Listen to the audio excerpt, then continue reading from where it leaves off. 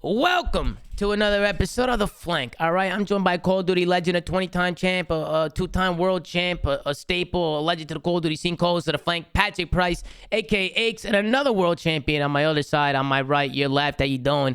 Give it up for Mr. Chris Duarte Parasite. Gentlemen, how we doing today? You guys doing all right? These matches were terrible, bro. Terrible. They were. And that's why I wanted to, first and foremost, real quick, just shout out Zinni, man. Made that last series so fast for us. Got absolutely Kentucky fried, as young Slayadon would say. Real quick, I don't know the record, but it was close. I think it was close to about 30 minutes. So shout out Zen and the boys for making sure we wrap that up quick. I feel like there was a lot of short series today, but we also got a special guest today. We got Mr. Donnie Temp from the Paris Legion. Don, what's going on with you, man? How you doing? Hello. How are you doing? You were chilling with me a little bit during the watch party. Yeah. We were vibing a bit. You were vibing Young a little Slayer, bit. young Kyrie. It's young The Kyrie in the Slayer. building. The Young Kyrie in Slayer. the building, man.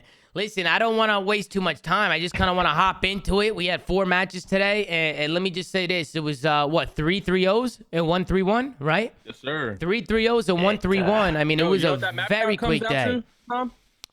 That map count? No, what's it come down to? That's 12-1. You know what's also 12-1 time? What's 12? Atlanta FaZe against Boston. Nah, 12-1 map count man, in the studio right now. man. There's a lot of similarities right. all over the Man, place. And Tony's I'm a catching strays. big fan of coincidences. But Yeah, I don't think there's going to be much analyzing today, so let's Bro, just I was hop into this I first was so series. hyped for today. I was like, all right, the first and last match probably snooze, but the two in between have to be fun. Like, had to have been good. My bad, Don. they were My my bad, bro. What Damn. the- My Yo, you bad, gotta- brother.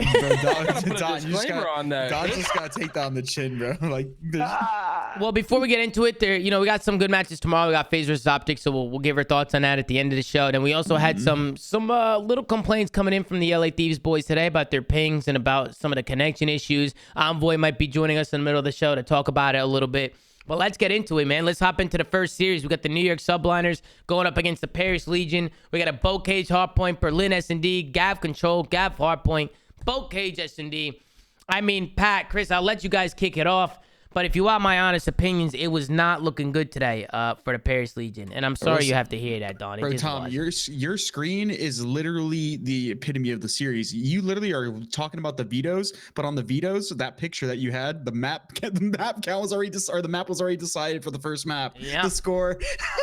That's It's not already right. fucking Come done, on. bro. That's Like, not right, bro. That shit was done before it started, bro. Nah, No sometimes offense, Don. they Like, show the vetoes come on. after. Sometimes they show the vetoes after the first map. Say, bro.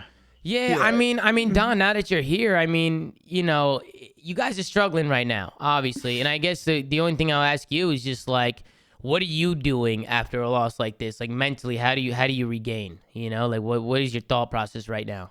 I mean, the only way to bro, after you just Strongest losing Papanya in the land. yeah, as long you gotta just, you gotta act like it didn't happen, but like it happened, Yeah, You it's gotta, difficult. Don literally Gotta said just get to this too shall pass. That's literally what you ever gotta heard just that let quote? it rock, bro. You ever heard that I don't know. quote? This too shall pass. Now, what does that mean, Chris? What the hell Basically, does just that to mean? mean that no matter what is going on in life, eventually it'll just you'll get over it. It'll finish. Yeah. Well, I mean, time heals all. Yeah, I know, but I get what Don's saying, man. Everybody's move on, keep your head up, keep on pushing, keep on grinding. But in the back of your head, Don, you're like, damn, man, what the fuck? We can't win nothing.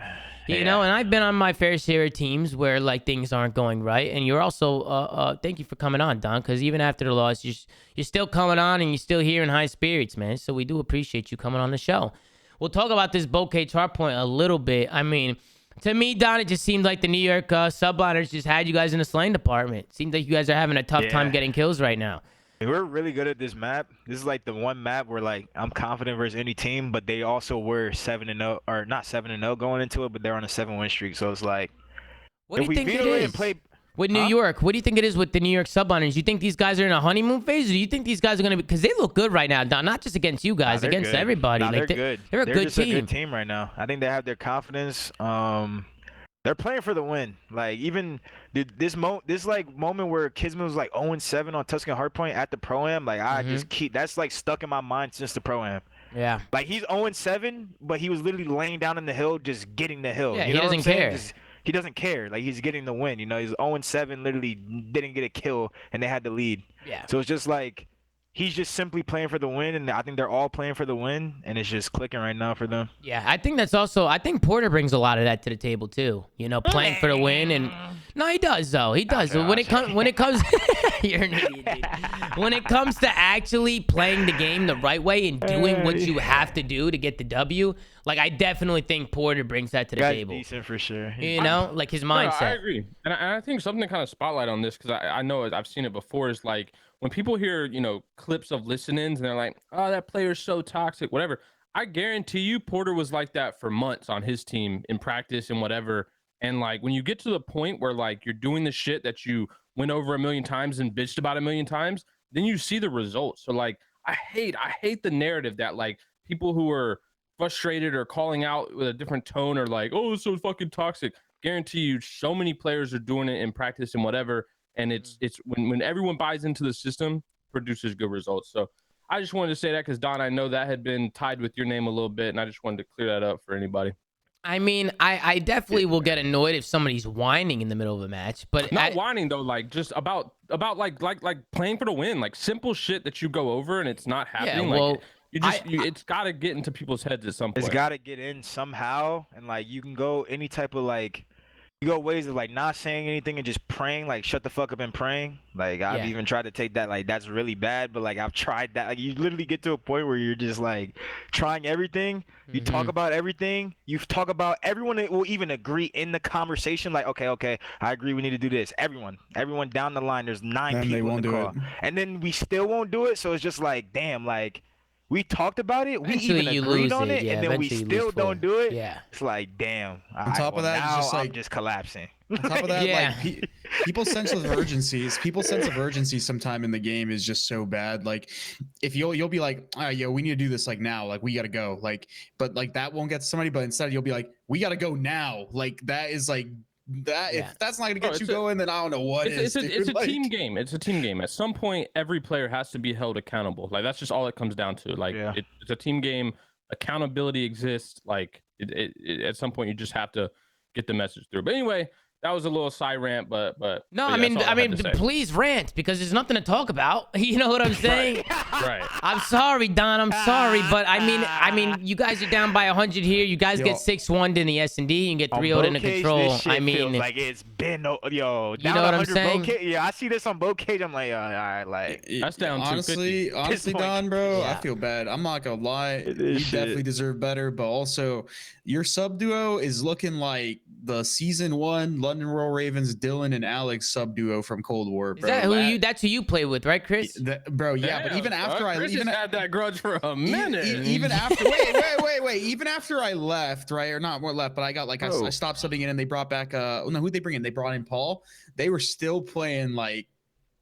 You feel me? Like I feel like Jimbo and John have just a little bit. It's just a little bit of a disconnect right now. Like for instance, Jimbo had a good first map, but you know John didn't, and vice versa. If John's playing well, Jimbo's not. Like they don't play off each other enough. You know, like I feel like a sub duo, they have to have a lot of chemistry in game. You know, they have to be making plays off each other, and sometimes it just feels like there's no cohesion between the two of them. You know, and I definitely think that's a problem. So with this Paris Legion team, as well as some other problems, but I mean, at the end of the day, you look at the scoreboard. Everybody from New York is pulling their weight. Everybody's fine except for Fat Man. He was -8, but what are you gonna do? I think for the most part, New York had this one in the bag. And then we get into the S&D, and Don, I mean, you guys lost 6-1. I mean, this one was a bloodbath. It felt like New York was just running at you guys. If I think New York felt the presence from you guys, Don. I'm gonna be honest. I think they felt. What you mean? They knew you guys like were. They could just shit on. Yeah, no. You're not understanding. No, you're not. Nah. They know that you guys are mentally chalked up. No offense. That they were running at you guys. They were running at you guys. Really? Yeah, they were running like John. I watched the cross, bro. Like I watched the cross and give info. Like I was actually gonna bring that up, Don, because you mentioned that. Sorry, I didn't mean to cut you off. I don't want you watching crosses no more, bro. Nah, you are I the won't. Don I won't tomorrow. Slayer. And for example, on Berlin, like you guys are the second, I think, lowest in first blood percentage in Berlin in general. I don't want you watching crosses on Berlin. I want you going out and getting bloods and just being an animal, you know? I mean, you are an animal. Like Don, right here, you guys are like right here. You guys are like, fuck it. We're not even gonna go B. We're just gonna let them have it. You know what I'm saying? Like it's like that's what happened, bro. That's they definitely watched cross too. You're beat. You know, but Don, it is what happened. Brother. You know what I'm saying? Like, Wait, start the I'm round from the serious. beginning. I gotta see this shit. Look, they just you have John watching the cross with a snipe, but let's be honest. What did we do off the rip? I don't even know what the fuck we did. He watching the cross. But I'm just saying, like, even right now, even if they do slide across, and John doesn't hit a snipe, I mean, bro, you get the oh, and he gave it up, and they that's what crossed. I'm saying. He just wide at the cross. You know what I'm? No, he saw him cross, but this is what I'm saying. Okay, John, you saw him cross. Whip de do. Listen, guys, they're planning B, and they're gonna be in the God setup. Go do what you can do. Wait, you're telling me he couldn't hit a shot? Bro, he's quick scoping air. No, I'm not gonna lie to you. It's tough at this point. Wait, because you guys gave up B. If I reloaded my gun, listen, if I reloaded my gun, we would have got. All right, so the initial strat probably trash. But if I reloaded my gun, I actually would have killed Hydra. This is where he sniped him off the bomb, right? Yeah, wait, Don, I missed I 7 shots. okay, I lost full. No. Hydra was. Don, I lost full because look at this right here, bro. You guys are in a 3v1, and this guy. I was losing full bro, right there. This guy Hydra missed 3 shots, and nobody was even shooting at him. He was just standing here. Look at this. I saw Paul go fire tank. I started tweaking, bro. Wait, let me rewind this. This was also a really good play by Jimbo, by the way, crouching up and down and spinning in circles like that.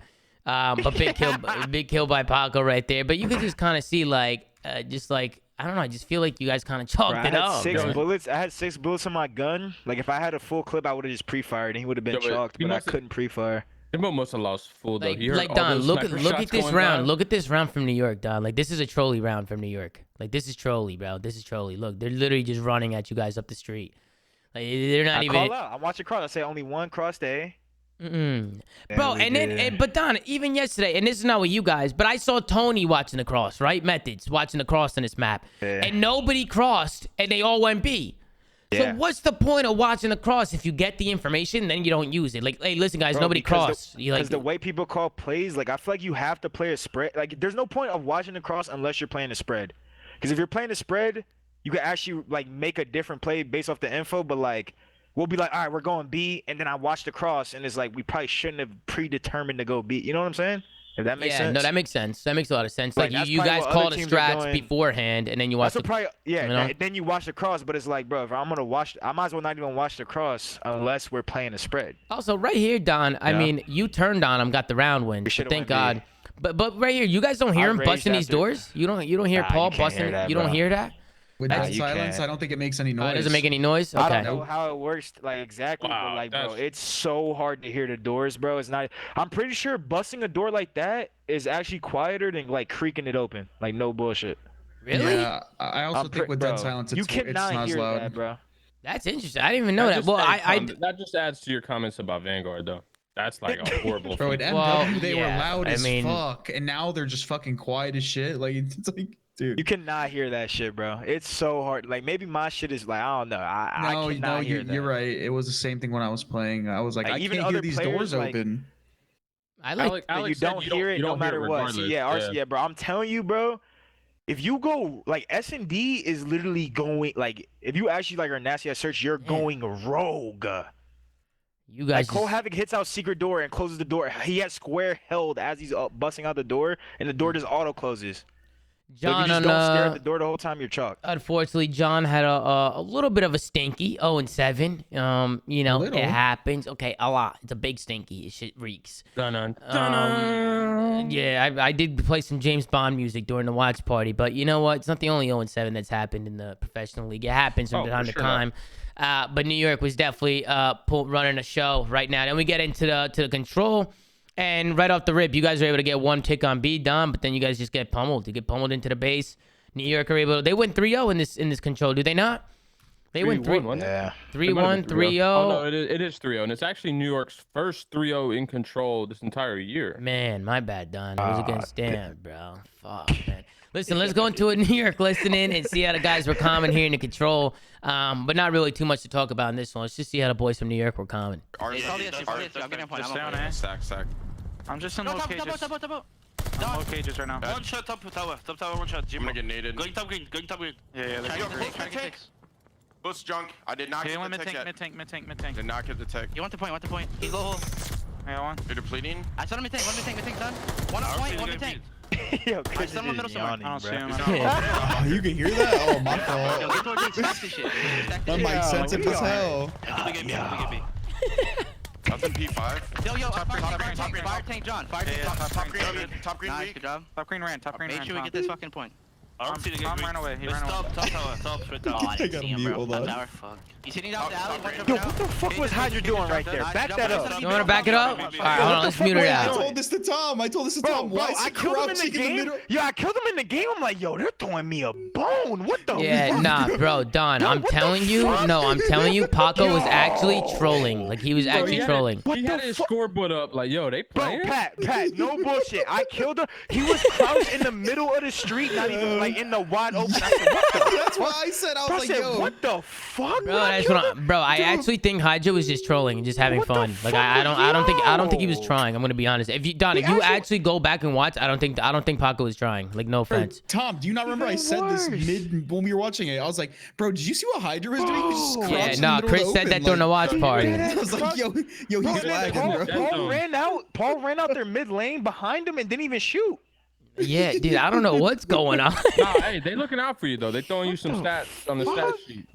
Even right here, I mean, you can see number 5. It's Tom making a play, but then I don't know if he like hear him or what happened here, but it looked like he might have got pooped on there. And then they get ring control, and then that's pretty much wraps from here.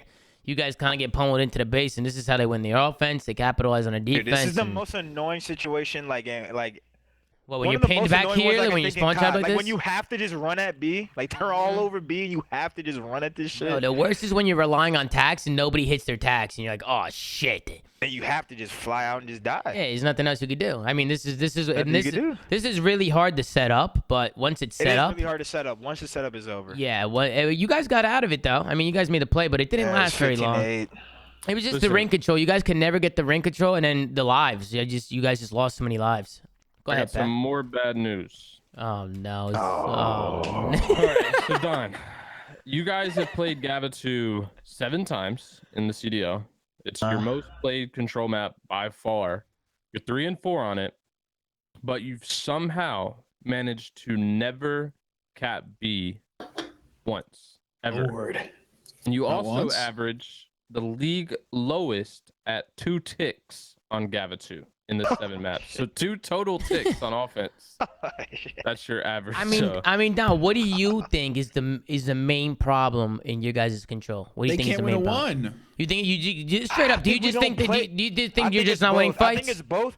Like, bro, I think it's like a combo of like both. We can't win the ones, but it's like I feel like, bro, I complain about us not taking ones and control a lot. Okay, I see what you're saying. Like, you know what I'm like? I Like feel playing with some bro, confidence and like making a especially, like, play. on Tuscan, especially on like Tuscan control, like, bro, we beat like.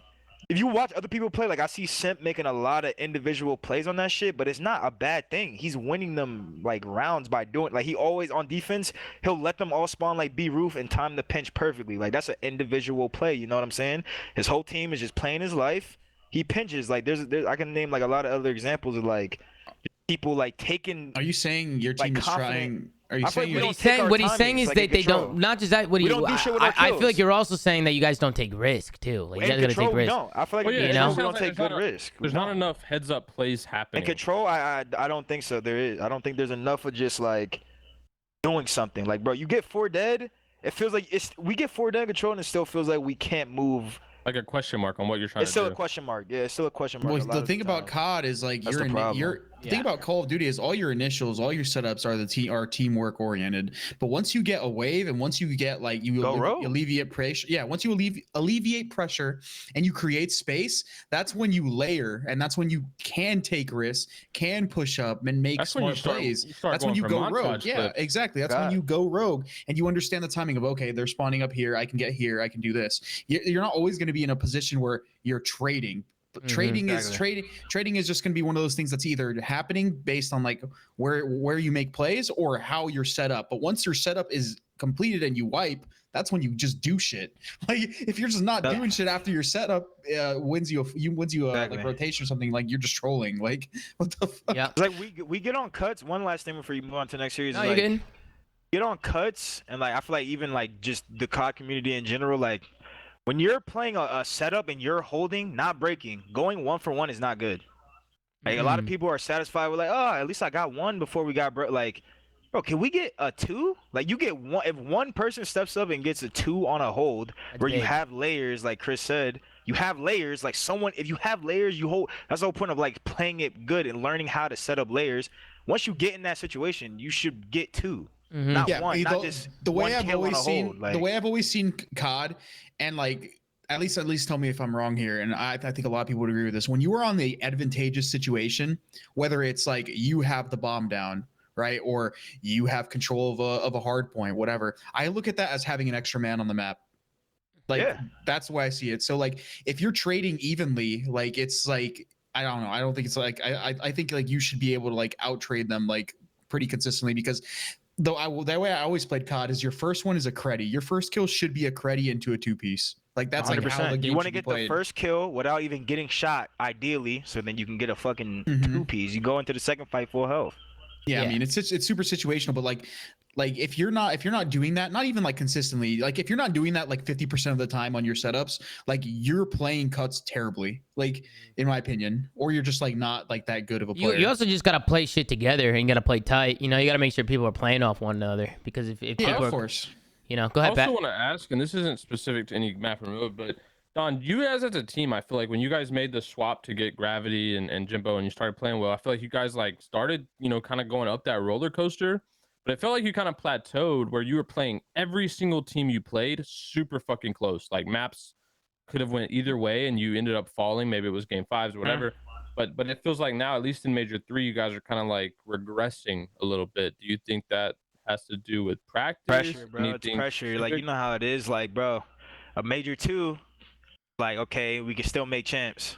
You know what I'm saying? Yeah. Now pressure go. Like, you can ask Tom, bro. Me and Tom, we had 20 points in March, bro. I was literally after we lost, I was literally crying. Like, I've Yeah, never no, cried. he was. After, He was like, bro, crying. I was actually, because the pressure is like, damn, bro. Like, if we just keep playing like this, it's chalk. Everything's over. You know what I'm saying? So that is just the pressure aspect. And then we bounced back. We got Mac, and then we actually got to 5th seed. Yeah, which is no, I saw Donnie crying and I insane- said, damn, I gotta drop somebody, bro. It's a it's an absolute I'm saying? ridiculous turnaround. So imagine that pressure. Not like I'm the one who's been in that situation and actually turned it around on my team. These guys haven't even been in that situation. So like you know what I'm saying? The pressure is just, bro. We have 20 points. Like if you don't, we're going into it like if we don't win out, we're not going to champs. Bro, it's two of If we the don't first win out, time. it's not. We're not doing. You know what I'm saying? We have to win out. It's two So of their everything first is times in the just league. pressure. It's two of their first times in the league. Once you like you said, you have that pressure. As soon as you know, like it's like kind of chalked, where it's getting to the point where it's chalked, or every loss just adds up. You just lose composure. Yeah. Like, Yeah. like there's no 100%. bringing it back. Like it's Well, see, you said it's chalked. those two guys. Now I don't want to single out John, but John's been that player who's been in a position, you know, multiple times in his career where he's, you know, rode those valleys or stayed at the top or whatever. And he, for me, I mean, I feel like John has continued to struggle. Like he's had some definite highlight moments where it's like, oh, that's John. But overall, I feel like he's continued to struggle. And so he's the one that surprised me the most in terms of like, you know, I wouldn't expect pressure to get to him. Like I never have thought that about him, but yeah, I don't know. I expected him to step it up, at least in Major 3, and haven't seen it so far. Well, listen, man, let's move on, man. We were talking about Paris, New York. Obviously, New York came out today, and they look good, man. New York has been looking good, honestly. Not They're just against good. Paris, but they're a good top 3 team. Yeah, they're playing well, and it's cool to see. Crazy because of where they are in the standings. Yeah, you wouldn't be saying that a month ago. I definitely think maybe the trials helped them out a little bit. Even though I would argue that, you know, the trials did absolutely nothing. It's what I said to Porter. I said you guys knew what team you wanted to do or wanted to go out with before the trials. But I definitely think, talking to Porter, he said the trials just helped them finalize that decision, because once they did the trials, they knew 100% what they wanted to do. And last thing about New York, that's what's crazy. They're in 11th right now, and like Don said, they're top 3, top 4 teams. So it's like that middle of the pack is you know, the longer the year goes on, is going to get really close and like honestly crazy because of like the amount of switching that's going to happen and who's going to get knocked out of the top 8. Yeah. We got my man Nato in the chat too. Nato, if you want to join the CDL Pro TS, man, we're in here. If you want to come chill on the show a little bit, man, it's up to you. But let's get into the next one, man. We got LA Thieves going up against the Seattle Surge. Got Tuscan Hardpoint, Siege S&D, and then 3 Berlins across the board for the Control Hardpoint S&D. Berlin for the last 3 maps. Pat, I know I know sometimes you question the vetoes from the LA Thieves. What did you think about today? I actually loved these vetoes. I was actually so stoked because I'm like, yo, we got 2 maps that I'm going to see Ken on a sub. Right. And it And did not. I regretted that. You see, Because, but Pat, listen, like, asked and answered. So shout out to the Thieves for answering my questions. But the role swap just ain't it. I don't care what server they're on. Kenny is, I guess, just more used to playing the AR role that he's been accustomed to the last few years. And to me, just I don't know. It's just weird though. It is a little weird because I thought Kenny was gonna get on the sub and get cracked and actually like make some plays. Same. You I know, thought he was and gonna come out maybe hot. it's just been a long time since he ran the sub, so like maybe the transition for him just hasn't been that easy. It's But always they said they've had great practice, Tom. Like, well, maybe they have. I mean, you think they're lying about it? in the scrims, he's been frying. Yeah, Well, Donnie maybe they said the have, same though. shit. Donnie said the same shit. They were doing good in practice. Well, what do I always say? Everybody's always doing Sorry, good. Don. You know, I mean, bro, everybody's always doing good in practice. If you're splitting some maps and you're playing good individually, I mean, practice is practice at the end of the day. You know, so it's like, bro, all I'm saying is I've never asked somebody, yo, how's practice going? They say bad. We're not playing well. Every time I ask them, everybody's doing good. And every single person I ask. So it's like, listen, if everybody's doing good, then what the fuck is going on? Don't you guys play each other? So how does that work? And I also think they got, not the short end of the stick, but they also got unlucky because this was a bounty match, right? I think.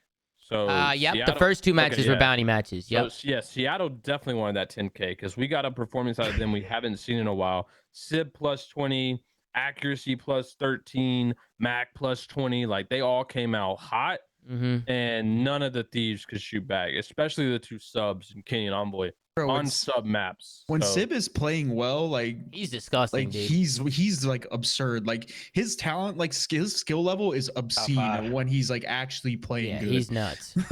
He just needs to get consistent because he's like an actual like super like investment for this Seattle team. He's top 5. Oh, Yeah, 100%. no, he's very good with his gun. He's absurd. Yeah, and I definitely agree. Like consistency is the main thing, but it's a team game. You know, I think individually, like he might struggle from time to time because of maybe they're not meshing well in game. I think consistency's been like Seattle's biggest problem, and even the players have talked about it, like in interviews and stuff, and trying to get back to that pace. They looked really good today. And I don't know if it was the bounty match or I don't know if it was just the matchup, but they had to get their cash. yeah, they looked really, really good. Mac came out this first map and played fantastic. I thought Mac had a really good series today. And honestly, this was a very back and forth map. This first map there wasn't really big leads this whole game. The biggest lead was about a 20-30 point swing. It just kept trading hill after hill. And it wasn't until the last P5 where I thought maybe LA Thieves had a chance to kind of lock this up. But they broke. Seattle was able to come in and break it. I just want to tune in and look at that P5 setup and see how the heck that happened. But a little bit of issues coming in with the ping, apparently. LA Thieves talking about some ping problems. I'm not sure how serious it is. We'll get to that actually after this. But let's take a look at this P5. So you can see LA Thieves are already there. They're all there early. You can see Kenny's going to lose that fight at old. Pat and Chris and Donnie, all you guys. Is there something you guys think LA Thieves should have done differently here? They're here early. You know, I think right here, maybe I don't really like the play maybe of Envoy pushing out fire.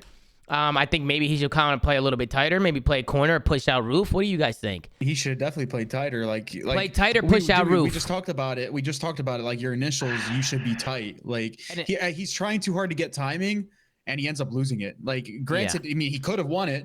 But he's trying too hard. What? Wait, what? No. It's okay to disagree. Okay. It's okay. It's okay, but I'm just like I'm disagreeing if he here. plays tight in the hill, like he can. I don't think he not should. in the hill. Not in the hill. He could have pushed out and like had bro, like they could have like had a tighter setup around like there. that's the critique is just to get a kill. He could push out the bag or fire as long as he gets a kill. It's good. Like if he just sits in the hill, then Predator's gonna get there. He has both his packs. He's gonna I'm get not stunned. saying in the hill. Like he could have played around the corners or like see he's got a guy on the staircase. Like they could have helped each other out like somewhere around there where they could have got maybe information for each other. Like at least tried to play off each other. Do you see what I'm saying? but in this situation, like in the game, like I'm telling you, know the situation. Like you don't need the the info. You know what I'm saying? Because you know what the other team has to do. I feel like he just could have did a better job at just guaranteeing the kill. The best thing to do right here. If he plays slow, he's getting naded. He's getting he's getting stunned. Okay, Yeah, they're just sitting in new, and then now they're getting naded.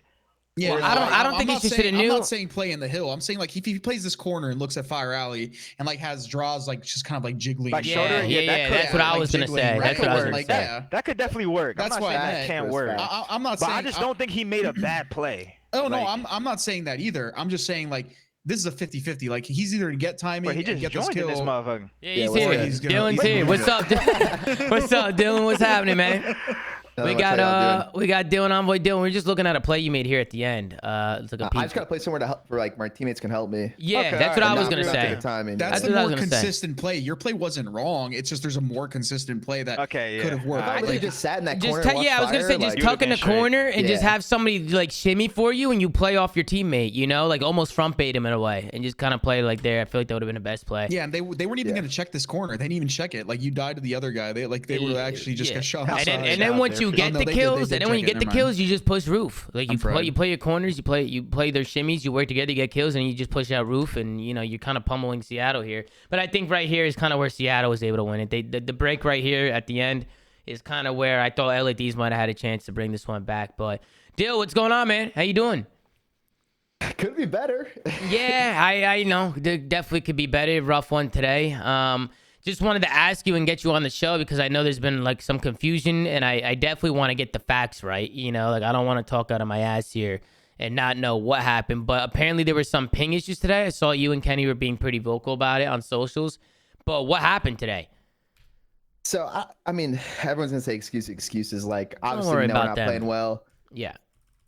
As of recent, we looked good in scrims. That's why it's like super annoying. Like we're just getting slammed in the matches. But bro, how am I playing a Dallas team on a Dallas server? Like we play on these servers every single day in practice on a Denver server, a Salt Lake server, and the ping is within 10 to 20. I just don't Yeah. understand why we're going to play. Like for all I know, the ping shit could not work or could do nothing to the game. Mm-hmm. But why would we not try to make it as even as possible to start with? I think it's great we have the tool, but why am I not playing on a Cali server? Well, explain I the think tool, because how does the tool work? And Pat, maybe you can explain a little bit, because that's what Alex Penn was talking about, and I don't even know what the hell he's talking So about. I spawned in on Tuscan, right? On Tuscan map 1. We pull up the scoreboard, whatever. They're all on 9 ping. As the countdown goes from 30 seconds to 0, when it hits like 5 seconds, all of a sudden they're all on like 40, 50. Mm-hmm. So I think it's good we have the tool, but I don't know what that's doing, you know? Yeah, no, I don't understand how the tool works. Like, I But, just don't like, get why it. would Like, we not meet in the middle and be on a Denver server? Well, I can answer because I did ask Alex, and he let me know. So I guess the reason is because, and this might just, I don't know the internet you guys have in LA, but apparently Seattle ping 60 to Denver, right? So like that's pretty high. So even if you did play on the Denver server, right? Like your guys ping would still have to be inflated to match them, like their average, which I guess is 60. But I guess you guys ping so low to Dallas. Like I think he said in his tweet it was like 40. Yeah, he said 40 ms. So like you guys are pinging 40 to Texas. So it's only adding whatever that difference is for them. So the average lobby would still be 40. So it would be like you play on a Texas server and the whole lobby average is 40 ping, or you play on a Denver server and the whole lobby average is 60 ping. So I think their logic was like to keep the fact that 40 would be lower than 60. And it's just unlucky that you guys ping so well to Texas. Bro, I don't know what But the that thing tool is does. Go ahead. Go ahead. We have like 20 servers. Like there's a Chicago server, there's like an Idaho server, there's a Denver, Salt Lake. One of those servers is not going to have like either of us on 9 ping. I just don't think you should ever play on a home team state server when we have so many options. Like Chicago would have worked. We would have both been on like 40 or 50 and they could have added whatever No, they that needed definitely to. makes sense. That definitely makes sense. And for there's sure. no way that tool literally like simulates like actual latency. That's what I was gonna That's what I'm say. saying. How does No a tool? fucking How do they shot. do that with a tool? Like that doesn't even make There's sense. No fucking shot, dude. Like there has to be some advantage to even if you play on like your home server with this added latency. Like there has to be. There's no fucking way, dude. Like what? How the fuck do they mimic ping? Like Well, I mean, apparently the tool actually works. Server though. huh? Yeah, I think Why it's the can't I same play on an LA server? I think it works the same way. I they think it would could be have the done same thing. It's like that they probably wouldn't have pinged 40 to LA. That's why I said it's unlucky that you guys are pinging so well to Texas. I mean, yeah, but And I think that's how it works too. Like sometimes, depending on where they are, like you guys could ping better to Texas than they would ping to Cali. So it'd be the same Yeah. thing. I get that. But And you even guys like, bro, probably have crazy before our match, line we in the screamed to London. countdown. We screamed to London on the Denver server, and London's pinging 60. So if you want to tell me that Texas is pinging 60, to Denver Yeah, when I London's don't know pinging why 60. they would ping 60. I think they should ping. We definitely scrim less, every but day on the servers, and it's always 40 to 50. It's dead even when we scrim like Texas teams on Denver, Yeah. You and scrim this somehow their team? data looks different. Like there's I probably mean, horrible routing to Denver from Yeah. where they're at. I mean, we dealt with that last year. Like Have you scrimmed them on a Denver server? yes, And every their time. pings are normal? But yeah, 40 to 50 for both of us. Then what the fuck is it? I don't know. But the back end is different apparently. And I also just want to say, listen, like Dylan said, they're not. It's an excuse in a way, but you know they are aware that there are other problems in their game, as Dylan already said, right, Dylan? Like it's Yeah, you're like, not we're you're not making mistakes. Yeah, like, you're not we're- coming out saying we lost we're because of getting ping, clutched on. but it but- is kind of frustrating for sure. I was gonna ask because Like we were breaking online down that- COD is just ass. Go ahead, Pat. we were breaking that play you made on P5, but I wanted to bring up the fact that you guys are horrible on P1. I don't know if you're averaging the lowest, but you averaged like 20 points on that, and you got outscored like 70 to 10 on that in the Seattle match. So Yeah. what do you think? Like, what do you think you guys are struggling with on that P1? I know it's a contest heavy hill sometimes, but like I wouldn't So- expect you guys to struggle on a hill Yeah, like that. We've been working on that. Like we know our P1's bad, but I think we're like, granted, I think P1 is better than P5 just because it's more of a money hill. But I think we're like one of the best P5 teams in the game. So like we definitely over focus that hill and not so much on the rotation. But it's something like we've been working on. So Gotcha. Okay. And in this round was a little interesting, getting to the 1-2 round. I mean, Dante just clutched the 1v2. You saw him with the quick scope onto you, Dill, and then he snapped with the subs. Just really good individual play. Kenny kind of got turned to burned here. What do you think happened here? Just a little bit with the columns probably fucked him up. The columns are here, and Mac was just throwing some shimmies. He turns and burns.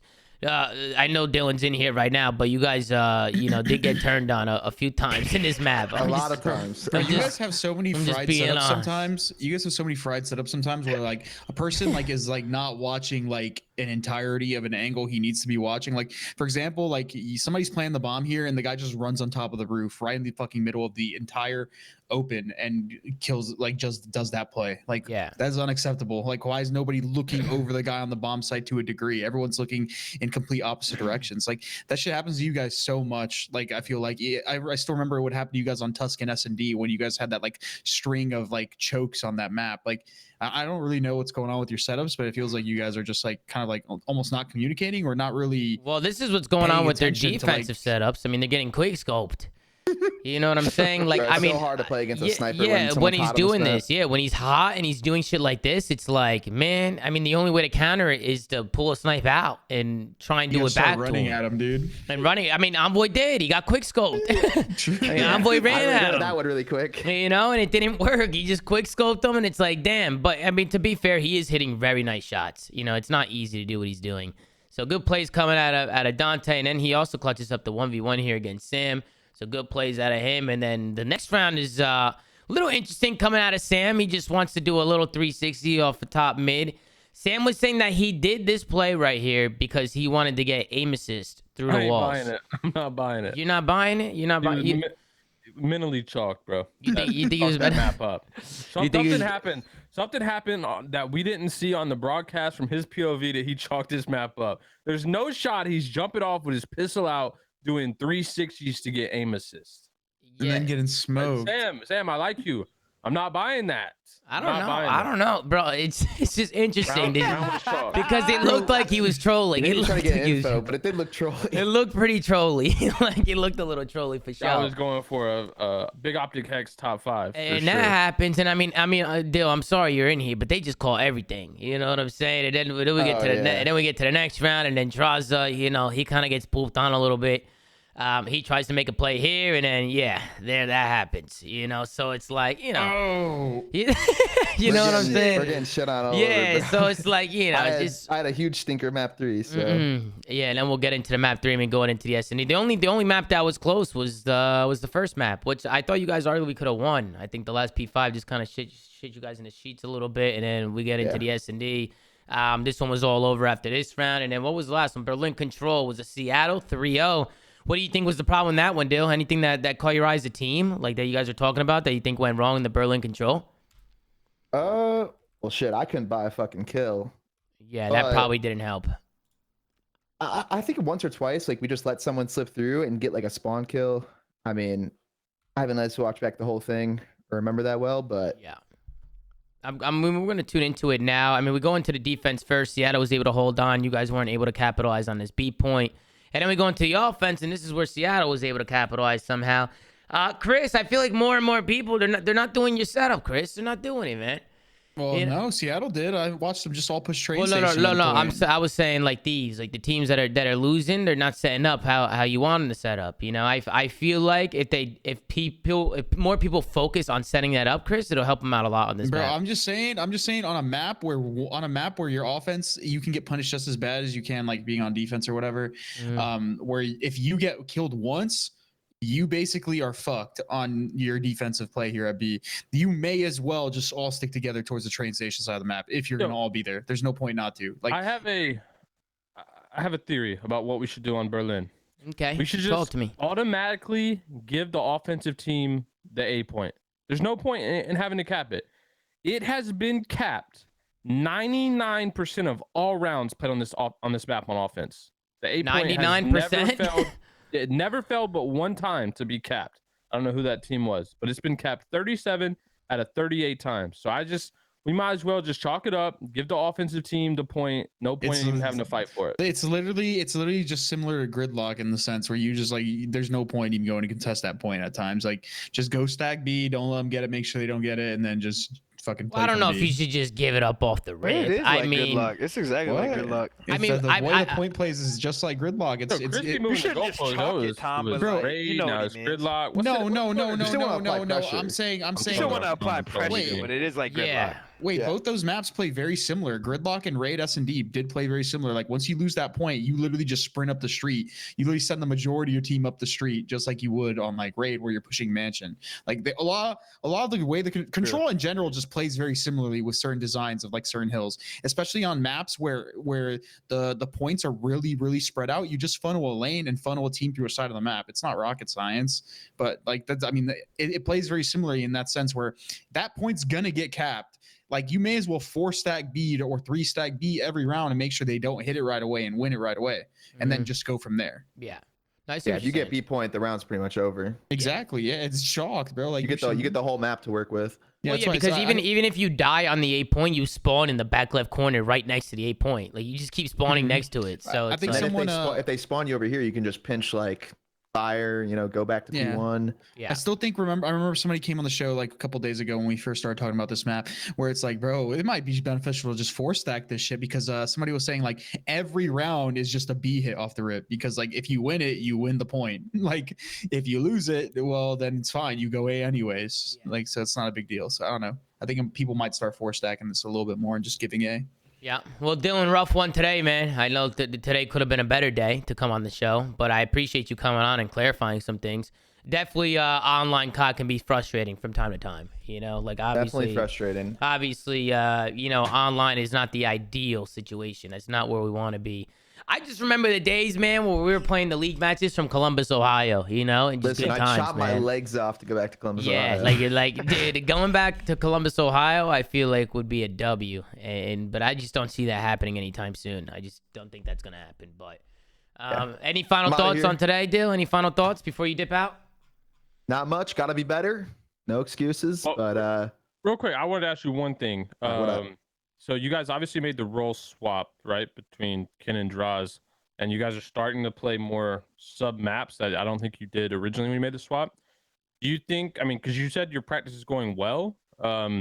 Is it translating in practice, like that specific swap for you guys? Do you think, or is it just something where you're not sure if it's had an impact? Because I heard you guys have been playing good in practice, right? bro, we That's what look you've been saying. killer in practice. Obviously, we have off days. Like we're still Right. Yeah. like having like it's not like we're blowing out like some of the best teams, but like we're still making things close, like making advancements each day. But it's just frustrating that like we can't translate, and then like I don't know, we lose a respawn and then we get clutched on a bunch in the search, and it's like damn, same shit. Yeah. Like I feel like it's the same shit every time. Like we'll make the respawns close.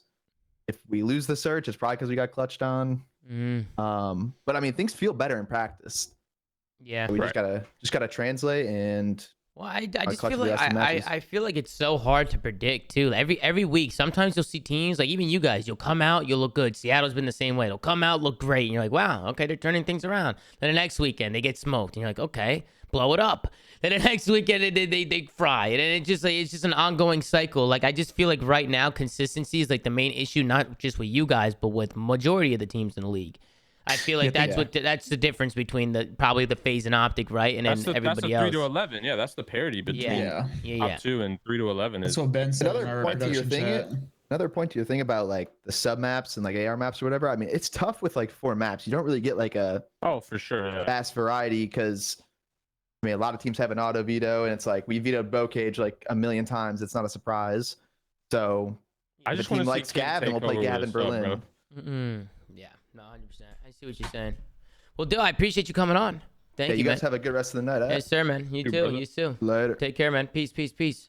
Hey, let's get a one boy in the chat, man. Dylan didn't have to come on, but he came out of his way to come on the show and just, spit the shit for a little bit, man. So get a one boy in the chat, show Envoy some love. It's always a pleasure having him on. But let's get into the next series, man. We got the Florida Mutineers going up against the Minnesota Rokkr. Gav Hardpoint, Tuscan S&D, Tuscan Control, Boat Cage Hardpoint, and Boat Cage S&D. Chris, Pat, we'll kick it over you guys. Anything at all? I think the vetoes were pretty much what I expected. These guys both like to play Gavutu, and they both like to play Bokage. Even though you wouldn't really expect Minnesota to like Bokage, they even opted to play this when they had Major Maniac on their roster. So I'm not really surprised that they still would leave it in a series when they got someone like Havoc on there. Yeah. But I mean, I honestly just expected this series to be a lot closer. I know there was some news about Florida all having COVID, so obviously that could have definitely. I didn't know it was all 4 of them. Yeah, that could have definitely affected their gameplay. I would say fucking it terrible definitely illness affected their gameplay. Yeah, but yeah, I mean, you never know. Some people don't have systems, but either way, just the whole that's just either way. Even if you don't have systems, bro, or symptoms of that shit, you're just vibe killed, dude. Like you're just vibe killed, bro. You said system, and I was symptoms, so confused. Yeah, symptoms. Yeah. Okay, I thought you were like some people don't have immune systems. And I'm like, what? No, symptoms. Sorry, symptoms. It's probably still a vibe kill. So I mean, they just had a rough day and playing against Minnesota, who's been on like a high. Well, for they didn't start off rough. They didn't start off rough. I mean, to kick things off, I mean, it was pretty back and forth the whole rotation. But once we get into the second rotation, I mean, Minnesota couldn't get a point. I mean, Florida blew them out this first map. They just kept chaining hills together, and they did a really good job. To be fair, I think Gavitu fits Florida really, really well. I think this is a Dave Patty map. Yeah, and speaking of Dave Patty, apparently he runs the ammo box because That just pissed me off. Apparently he runs an ammo box. Apparently he runs the ammo box instead of running Dead Silence, which is interesting. Right here, look, he has it right here. I mean, he sits in the back of the map. He doesn't push forward. He throws what the fuck ammo does the down. ammo box do, man? He gives you more ammo. He sits in the back. Wait, doesn't it blow up? Oh, you can't. You can't has use it. it. Bro, look at his ammo. Well, I think he put it on. I think he had the stream open though. He put it on. He put So me and Don were talking about it during the watch party, and then after we talked about it during the first map, the second map he switched. He put it on. Yeah, he got rid of it. Isn't it just Bandolier? Like, that's all it is, right? Second map is S&D. The ammo box is G8. Yeah, no, the ammo box is G8. I'm pretty sure. I think he had it on for the next. Wait, why is it G8 though? If it's just because can't you blow it up? Can't you shoot it and blow it up? I'm pretty sure, right? Yeah, you drop it. Yeah. You see what Sim said? He said Dave Pat. He just doesn't like Dead Silence, bro. But like, wait, hold why? on. Let's get back to the fact that you can blow up the ammo. But you're telling me it works like a C4? Yeah, you can shoot it. Yeah, you can shoot it and it blows up. Yeah, like if you like, for instance, if you're like P5 Tuscan and you drop an ammo box in the doorway. As soon as they cross the doorway, you shoot the ammo box. Boom, how you doing? They were on the papaya. Yeah, I don't know what was going on. And it gives you extra nades. And it gives you extra nades, that's OP as fuck. Imagine just working nades and going back to your ammo box and refilling up. You know what I'm saying? Special. But yeah, we take a look at the second rotation. This is kind of where Florida were able to kick up. They had a nice P5 hold.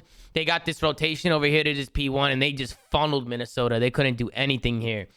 Good place from Florida to just continually just chain these hills. And I just think they were just getting set up. They were getting there early, and they were picking their spots. And on top of that, I mean, Caesars was having a map, bro. I mean, this guy's 16-7. He was absolutely peace. And Don, I think it was you during the watch party saying that Florida is just really good at playing their lives. Like they're annoying team to play against. Yeah, they're very good at playing their lives. And I think One of that the best might. TDM teams in the game. Well, No I mean, bullshit. I definitely think that'll help them, but also hurt them. Like, they need to know when to play their lives and when not to play their lives. And maybe that's the problem with Florida right now. Maybe they don't understand that yet. Like, maybe they don't know. Like, I feel like their pacing right now is a little off.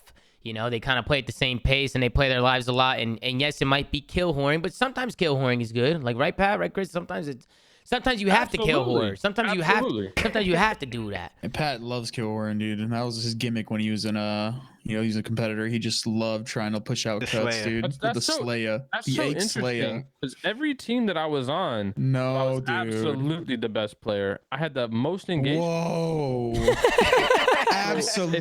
not, oh, absolutely, not a question, no Slayer. doubt, no doubt. I don't know, man. I don't know. You play with some pretty good players, Pat, over the years. I mean, you play with I Damon. mean, at the end of the day, You know what I'm saying? every- You had Damon Barlow. I did. I had a lot of good players, but at the end of the day, honestly, the only way to gauge how good a player really is when he's surrounded by other players. That's a fact. I won't. No, I that's, will that's always true. That's believe true. that. I definitely think you need to be surrounded by. You can only be as good as the players surrounded around you. Absolutely. You know, like you need people around you that are on the same pace as you, or it's not Let's going to go. work. Honestly, yo, keep pushing this agenda, because goddamn, I'm not shit. Let's go. Well, I mean, but then at the same time, I think it also comes a point where, you know, if you're a step ahead of your teammates, it'll show. You know, like if your team's constantly getting horked on, I mean, if you're Bro, if you're Clem and talented, Clay- it'll show. Crim and Clay had Neptune for a couple months, and people thought they were dog shit and needed to retire. Yeah, true. It's very true. The team wasn't working. Damn. Yeah, I mean, damn. That's fucking AIDS. My bad, Nep. Well, I mean, I just call it how I see it. well, I mean, That's what I listen. wanted the show for. I call it how I see it. He does call it how he sees it, and I do like that about Pat. But to be I was fair, doing I it mean, too quick, and I thought I had to retire. bro. but just Shit. because Neptune didn't work with them doesn't mean Neptune can't work with other players. You Oh, know, absolutely, You know? absolutely. I think that's important to note. But we look at the first match scoreboard. Like I said, the second rotation, it was 250 to 114. Minnesota did not barely got any points the whole second rotation. Just mostly Florida, just staying ahead of the on those rotos and picking up those kills. So good job out of them. Dave Patty, 17 and 13, 21 and 10 from Skies. Good plays coming in from them. But then after this is pretty much all she wrote for the Florida Mutineers. This was a Minnesota show for the rest of it. My mouse died, so I got to plug this shit back in. But what were you guys' thoughts on the S&D? I feel like this is where Minnesota definitely started to tee up a little bit. And I'm still a big fan of Havoc. I feel like Havoc has definitely elevated this team's play, for sure. It's the RP, risk. bro. It's just the risk that he takes on the map. He's always making a play. And you heard Yeah. Standy talking about it in the interview. He feels like now he doesn't, like, they don't rely on him to do all the long routes and to constantly face smash and do this and do that. He felt like he had a lot on his plate. And now with Havoc on the team, he feels like he has more of a balance and he can kind of work off of him a little bit better. But dude, what do you guys think about this Minnesota team? I feel like they've definitely have been showing some promising maps. Bro, one thing about this game in general, and this is even applied to MW, is whenever you're coming off spawn, there's always got to be that one arrow on your team that is so far away from on the mini map that you can't see him. He's just doing something, like, and if he's doing that shit well, that is winning you the hill or whatever. Like, I'm not kidding. Like Don was saying, like, you just got to make plays sometimes that are individual when you create space, and like certain players are really good at it, and other players not so much. And Colt's one of those players that is really good at it, because I mean, he did the same thing back in MW with for his when he was on Florida. Like he's that same type of player. He's always been that player where he just likes to make plays and go rogue and push out and do that stuff. So he's definitely elevating this team to play a lot more comfortable and just he's creating a lot more space. So not only is he applying pressure, that in turn is like relieving pressure from Rokkr, who has been like more traditionally a slower team and struggled in these respawn game modes. So that's elevating them to be able to actually be competitive and win these now, which is good. So Pat, do you think Havoc made the right decision joining Minnesota Rokkr over the New York Submarines? Do you still think that he made a mistake? Yeah, absolutely. I still think New York's a better team than Rokkr. And bottom line, end of the day, I have way more faith in the New York team, especially on LAN in a big moment match, than I would this Rokkr team. But for me, I don't know. They look good, Pat. Rokkr looks good, man. They look really good. They look very good. I would That's agree what I was with about Pat. to It's say. just the land. You got to That's what give I it was to about to him say, for the yeah. land. Bro, listen, Rokkr starting out 4-0, super hot. But for me, still, I gotta see it on LAN. Like this online, super grain of salt for me. We got artificially inflated latency. servers. Some people playing on godlike net. Listen, as soon as I see it on land, they will get all the credit in the world. But to me, That's respectable. I still think That is respectable. They are better online than they are on land, and I think New York's a better team, regardless. But yeah, I think Kismet. New York looks good too. Kismet, I They think look good Kismet too. won the team he joined. Nah, New York right now is playing lights out. I mean, personally, man, if there's anybody I want to play with, it's Paco. Like that's the guy I would want to play with. That guy's a glitch. Yeah. Also, I Yeah. was gonna say that the superstar, aside from Dylan, I would say like the superstars on Rokkr aren't as consistent as like Paco, right? If we're comparing like superstar, Paco is super so impactful on the consistent, map, dude. It's and insane. yeah, like it's like you have to like look hard to find him playing bad. Like it doesn't happen often at all. He's rock solid. So that's another thing. I'm starting to feel that way about Paul too. Like those guys are a duo, bro. Paul's a Like beast, those guys fry like hard. Like even when they're not necessarily putting up like crazy stats, they're just making and Kismet obviously. That's what I was gonna say. Yeah, Kismet's starting to surprise me. They all are, bro. Even Krim plays fucking really good too. But like it's just like Paul and Paco's consistency in terms of like their stats and the aggression is like crazy. They're really good. I think Kismet just brings a lot of unselfishness to the team. Like Don, we were talking about that during the watch party. He's just like during the pro-am, like this guy's 0-7 on a boat cage hardpoint, Langan Hills, like taking fucking grenades and shit, or Tuscan. Now he did it on a boat cage too one time. The last, Don, the last map of the event, Don, they won on a boat cage hardpoint. He was like double neg, just sitting in hills, like it was like the craziest thing ever. For the dub. Yeah, he's playing for the dub. Also, something I like is Paul's starting to get a little swagger about it. Like, I feel like each match that they win, like he's kind of gaining. Not that he didn't have confidence, but he's gaining more and more confidence where he's like, another team that like I was having to beg to join. You know what I mean? Like he's starting to be like, yo, like I'm that guy now. My bad, Don. He just got to be careful. Like he needs to make sure he's still playing. Be careful. No, no. He needs to keep frying. He needs to keep frying and playing well. But like he just can't let that shit get to his head. Look what Tucker said. He said Paul is walking around the venue a little different at the pro-am. I believe it. I believe it. That's what happens sometimes. That's a comedy though. That's actually a funny statement. This guy Paul's walking out with his chest out and shit. Bro, you have some good series and you start walking like Vince McMahon and you didn't even mean to. It just be that way sometimes. No, it did. It do be like that for sure. And then you can see here, I mean, Minnesota, they go up 5-1 in this map. Florida almost with the little sweep, man. They were starting to bring this back a little bit. And it started here with the 2v3 round. I mean, you can see Minnesota, they're wrapping the map now. You see Minnesota, they ran right through the A bomb. They just keep going. They don't want to plant this bomb. And Awakening was able to find one with a pistol, top radio. They separated a little bit, and he gets out just in time with his life. So really good plays coming out of Wake. You have standing in a 1v2 situation. This one was brought all the way back. I want to go to the 5-4 round because this was a play where this is where I start to get a little worried here because I thought Florida was going to be able to bring this one back. It started with Havoc, and this is kind of like the risk that he likes to play. This is kind of the things he do. Even though this didn't work out for him, I still like the play from him, trying to get aggressive and trying to get aggro, or excuse me, it was a 5-3 round. He tries to get aggro through the middle of the map and tries to do some crazy shit, but you know what? Dave Patty just wasn't feeling it, And you can see, I like plays like this, and I don't know what you guys feel. Havoc looks like a dumbass here, but I like it. I like him trying to do stuff like this, and because then you just become more unpredictable, Like you never know what's going to happen next if you're Florida. Say Havoc makes that play one round and gets a kill top fire. Well, now what are they going to be worried about all the time? Havoc running down mid-alley. Right, so just being able to make those plays is really, really big, and then we could kind of see how they were able to close it out. Good plays from Dave in the back, but this is where Minnesota closed it out, and this is the Minnesota special, man. This is what I was telling Donnie. They play a late pinch. They have somebody kind of playing on an island that's going to be P-Dog, and then they just send the rest of the team over towards the B side. I like the play call from Minnesota to close this one out. Things are getting a little sporadic. Florida has all the momentum. And Pat and Chris, I want to know what you guys think, but I like the play call of having somebody play on an island and kind of play a little bit of a lay flank. What did you guys think about this? They were able to close it out here. And when you can see Stanley with a hood first blood, and then P-Dog makes his move on the pinch. Good play calls from Minnesota, no? Yeah, I mean they're all really good S&D players. So like if there's like you can trust them to like do the individual shit right, where they're not just like throwing away their life or making a stupid play. Like they're gonna make the calculated decisions. That's why they've always been so good at search. It's not just because like their teamwork or their strategy. It's because as individual players, they're all really good like at their like ones and individual situations. And now they have Colt or Havoc, who's basically the same. That guy's an S&G, like he's always been an SMD player. So yeah, same thing. No, good job out of Minnesota. They are able to tie the series up at 1, and then we get into the control, and not really that much of an exciting control. I'm going to be honest with you. Don't want to spend too much time on this map. It was all defensive wins. Nobody can capitalize on this B point.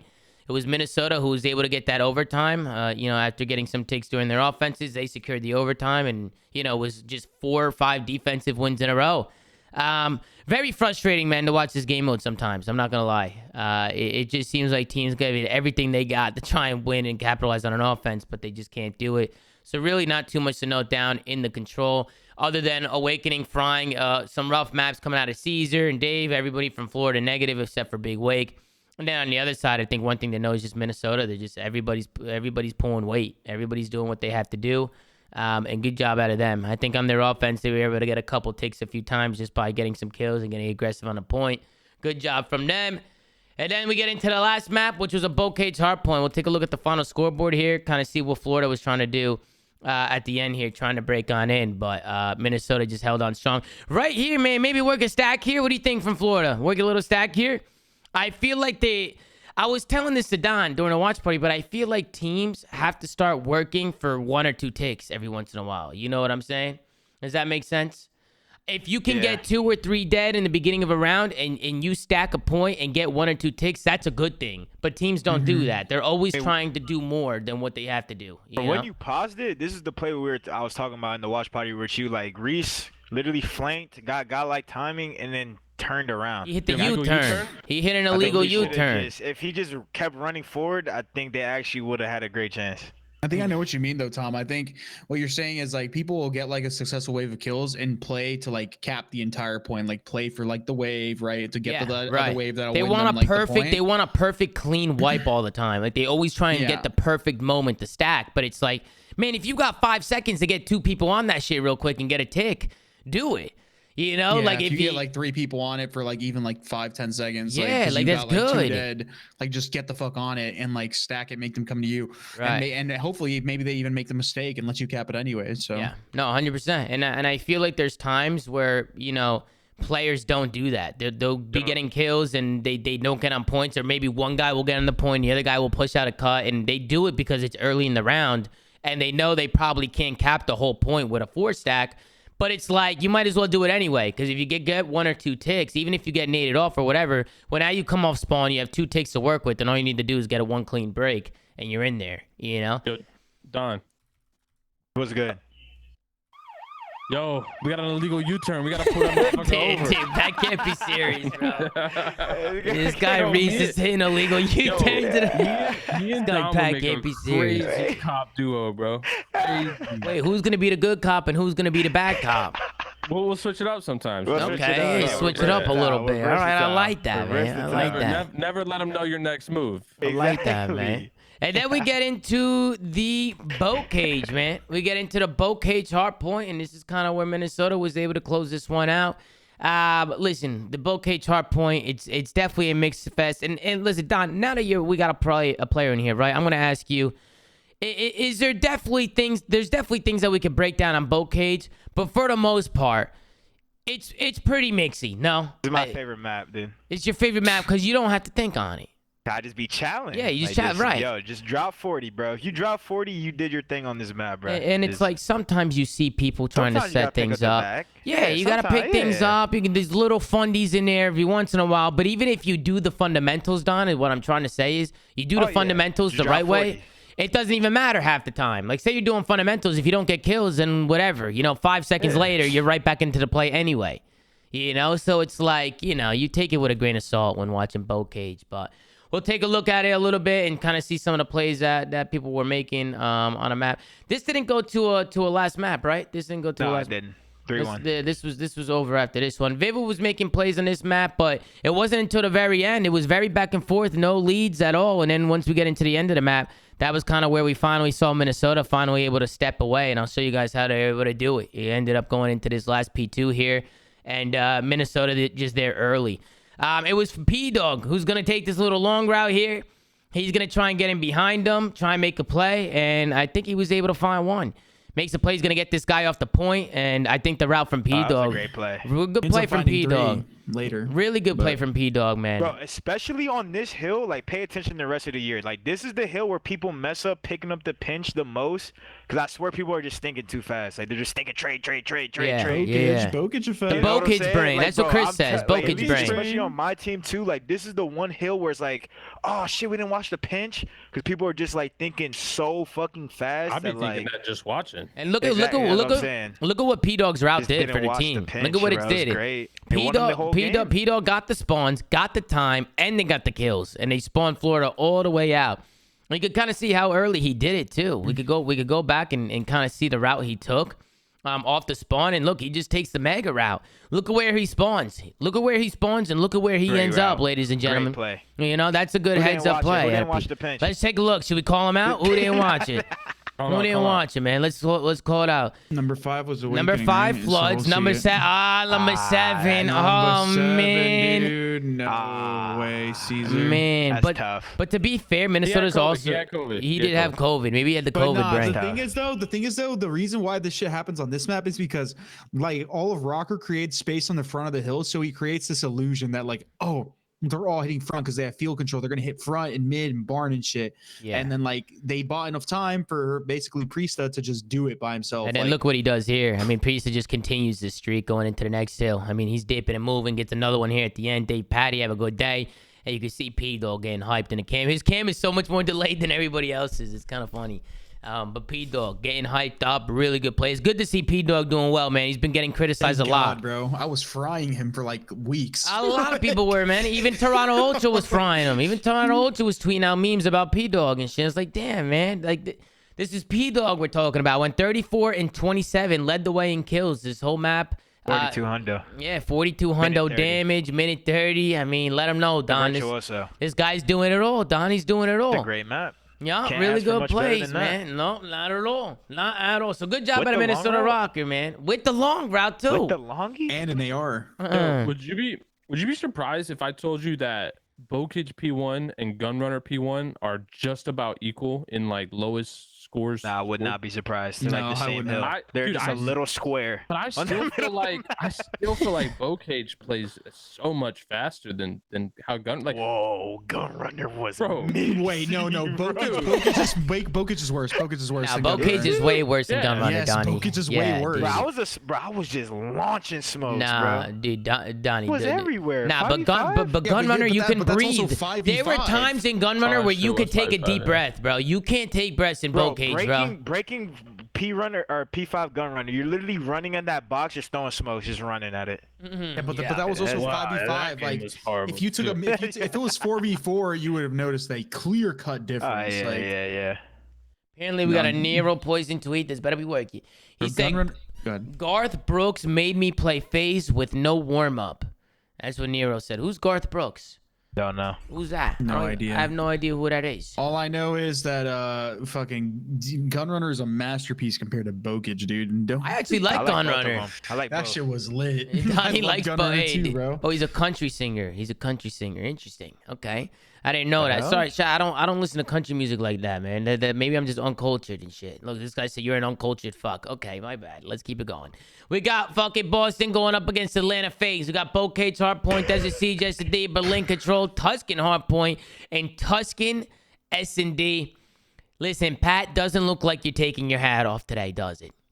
Nah, I mean, shit, the way Zen's playing, I might have to glue this damn thing on because, my God, I don't know if they're ever going to be able to beat them, to be honest. It's just it's a talent gap, bro. Like, they are fucked. No offense. Like, they're just a lot better players. I wasn't going to go that far, but I mean. It's a say it talent like gap. that. It's a bad talent gap. Like, you can get like you can't out talent them, and you're at the very least equally as like game sense wise, like compared to them. Like, it's different when like a team has like a couple more superstars that can compete with like either Simp or Cell or BZ, but like you don't have that. You're fucked. Like, Yeah. I mean, it's in the map count, bro. Like, there's no way to go around this shit. Yeah. Like, there's no way to sugarcoat this. It's a talent gap. You get outslayed like consistently for the most part. Like, you're fucked. The first map was kind of close. I think the main difference in the second rotation of hard points for me was Abizi turned up. Capsule was really struggling, and so was Abizi. And those are both two very hyper-aggressive subs. Those are your aggro players for both teams, and they were both struggling. And then the second half, it just felt like a Beezy, he kicked into another gear, which is something that Atlanta FaZe does. I feel like in the second half of games is when they turn up the most, when you got to get gritty, man. Got to get gritty on those second rotations. So that was like the key for me. Also, TJ tweeted, sat in traffic for 2.5 hours before a match because of a fossil country singer having a concert. Nice. Okay, so that clears up Nero's tweet. There's something new. A little bit. Listen, Don, Really? Don, what do you think? Excuses, Don? What do you, That's No, I mean that's kind of tweak though. wait, that's validated, but at the same time, it probably wouldn't have changed much. Like they still came out here and they had people that were Wait. like playing well How is that validated? because they had they were literally late to Bro, they got the practice. lead Like they right couldn't now. They're practice. shooting. No, That that's shooting, why I'm they saying- shooting. that might have helped them, bro. No cap. You think so, I'm Don? saying it's valid. They're all the pod, and then that what Well, happened TJ now? had 40 first map. This guy No, had I 40. Oh, that shit He had just 40 for the helped them. L. He had 40 for the Yeah. I'm saying it's validated in the sense that, like, yeah, you don't get a warm up, like, so, like, you're not gonna play, I guess, up to your potential theoretically. But I mean, that what I said also was like that's not the way it played out. They were still competitive on this map. 26-13. Well, listen, let's tune into the They Boston Listen, Bridge. if Did TJ is they? 26 Did they and 13 on my outslay him? team, I'm winning by a Did million. they outslay him? I'm pretty sure they outslayed him, right? Because wasn't Cell the only one that went positive? Ended Bro, up going positive? Bokage, there's no such thing as outslaying on Bokage unless you actually have your entire team positive like a million, because like the map is just so fucking like hectic Look and at frantic that if you outslay by like 10, even like They're 20, cracked, that's bro. like nothing. That's literally nothing on this map Yeah, because of how many engagements you get into. I agree. And then MC again. I mean, dude, this guy is fun to watch, man. He's so talented. The way he plays his life and the way he moves around the map, I just feel like this guy must be very annoying to play against. Not even feel like I played against him. He is very annoying to play against. Bro, I have actually some interesting take here. Well, it's not a take, but this is actually crazy to acknowledge. Is like Simp, Cellium, and Abizi have all had a Call of Duty title where like they were like definitely the best. Like in my opinion, BO4 Simp, like godlike. Then you have like Cold War Abizi, godlike. Like he was better than Simp in my opinion in that game. And now you have this game, Cellium, godlike at this game. Like they all have had like a title where they are like uncontested in my opinion, like one of the best, if not the best player. Like Simp in Black kinda Ops nuts. 4 was insane. Yeah, dude, he was insane. He was And insane. then you go to Cold War and like Abizi was fucking absurd in that game. Like Yeah, he was no, he actually was. so Yeah, he fucking actually good. was. You're right. It's a good And point. then Chris. now Cell in this game is like is at that same level. Like granted, Yeah. like the rest of them are slacking to a degree, and they obviously have a lot to go to be at the old phase level, I guess you can call it. Yeah. It's kind of crazy that all of them have had like a title like that where they're like uncontested, like one of the best players, if not the best player. Yeah, you can see Abizi in the scoreboard, right? Just starting to pick it up towards the second half of the game. I definitely think FaZe put that gas pedal down a little bit, and in Boston, it was just too much for Boston. You can see Boston towards the end bringing it back, but FaZe did a really good job holding on strong. TJ with a really big map for the L. He was popping off. I like TJ with the automaton. I feel like he fills in the gaps really well, but. What do you think happened wrong with Boston? You just think they couldn't keep up, Chris? That's what you said, right? You think they just can't keep For the up with most slaying part, power? yeah, like they can't, like not consistently at least. Like you see it, like they might start hot, but at the end of the day, when one of these other guys gets like, going, they won't have an answer for it. Like Yeah. I was saying it to